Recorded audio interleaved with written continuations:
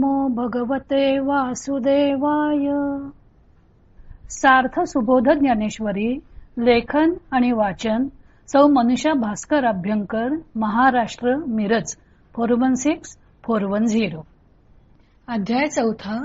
कर्म ब्रह्मार्पण योग. प्रतिकृप यज्ञ भाग 2.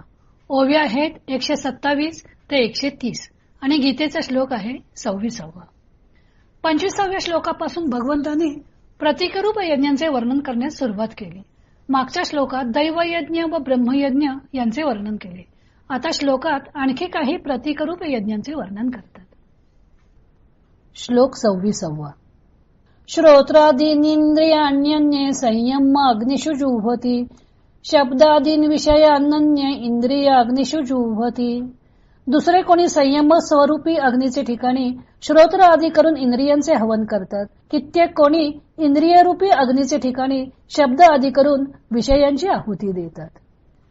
एक संयमाग्निहोत्री, ते युक्तित्रयाच्या मंत्री, यजन करीती पवित्री इंद्रिय द्रव्य.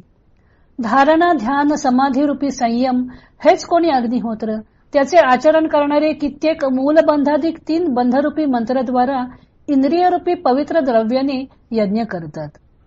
एका वैराग्य रवी विवळे, तव संयती विहार केले, तेथ अपावृत्त जाहले इंद्रियानळ. दुसरे कित्येक वैराग्यरूपी सूर्य उगवल्यावर संयमरूप कुंडाची रचना करतात व मग त्या कुंडात इंद्रियरूप अग्नी प्रकट होतो. तीही विरक्तीची ज्वाळा घेतली, तव विकारांची इंधने पळी पळी, तेथ आशा धुमे सांडिली 5ही कुंडे. त्या इंद्रियरूप अग्नीतून वैराग्याची ज्वाळा निघते, तेव्हा कामक्रोधादी विकारांची लाकडे पेटू लागतात. त्यावेळी आहवनीयाधिक अग्नी असलेल्या इंद्रियरूपी 5 कुंडातून आशारूपी धूर नाहीसा होतो. मग वाक्यविधीची या निरबडी, विषय आहुती उदंडी, हवन केले कुंडी इंद्रियाग्नीच्या. मग वेदात सांगितलेल्या विधिवाक्यांच्या कुशलतेने इंद्रियरूप अग्नी असलेल्या कुंडात विषयरूप अनेक आहुती देऊन यज्ञ करतात.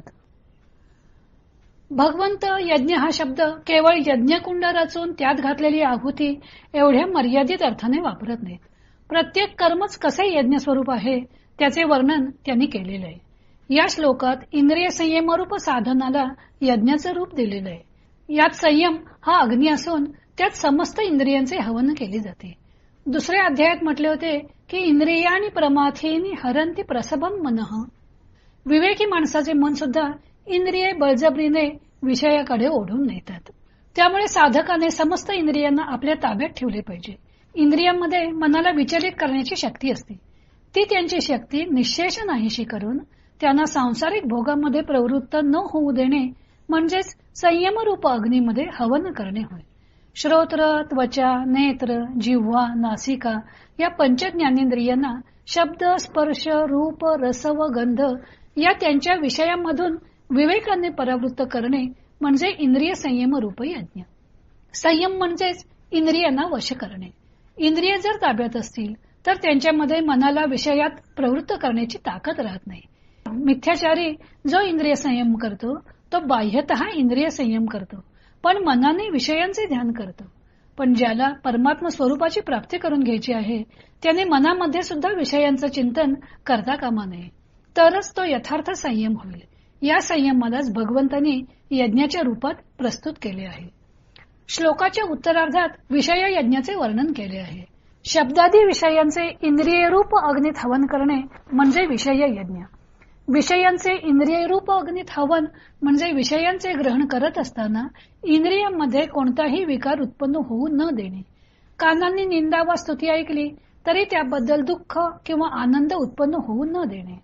प्रारब्धानुसार प्राप्त झालेले विषय सेवन करत असताना अनासक्त वृत्ती व समभाव ठेवणे म्हणजे शब्दादी विषयांचे इंद्रियरूप अग्नीत हवन करणे होय. अशा प्रकारे इंद्रियांचे हवन संयमात व विषयांचे हवन इंद्रियात केले जाते. ज्ञानदेवाने संयमाचे विवरण योगसूत्राप्रमाणे केलेले आहे. धारणा, ध्यान व समाधी हे तिन्ही एका वस्तूच्या ठिकाणी केंद्रित करणे याला संयम म्हणतात. योगी हे आसक्ती रहित असल्यामुळे त्यांचे इंद्रिय द्रव्य हे पवित्र असते. ते युक्तित्रयाच्या मंत्राने संयमाग्नीत हवन करतात. वात, कफ व पित्त हे 3 धातू शरीरात असतात. त्यांची जेव्हा साम्यावस्था असते तेव्हा कोणताही शारीरिक विकार निर्माण होत नाही. आहार विहार निद्रा यांचे शास्त्रानुसार नियमन केले तर हे धातू साम्य टिकून राहते. यालाच युक्तित्रय मंत्र असं ज्ञानदेवानी म्हटलेलं आहे. अशा प्रकारे त्यांनी इंद्रिय संयम यज्ञाचे वर्णन केलेले आहे. प्रखर वैराग्य निर्माण झाले की साधकाचे आहार विहार संयमित होतात. मग इंद्रिय रूप अग्नी प्रज्वलित होतो व मनोविकार त्यात जळून भस्म होतात. त्या इंद्रिय कुंडात आशेचा धूर राहत नाही. सद्गुरूंच्या शब्दावर विश्वास ठेवून सर्व विषयांचे हवन केले जाते. असे त्यांनी विषय यज्ञाचे वर्णन केलेले आहे. पुढे भगवंत योग यज्ञाचे वर्णन करणार आहेत. तो भाग आपण उद्या पाहू. आहवनीय अग्नी. वेदामध्ये 3 अग्नींचा उल्लेख आहे.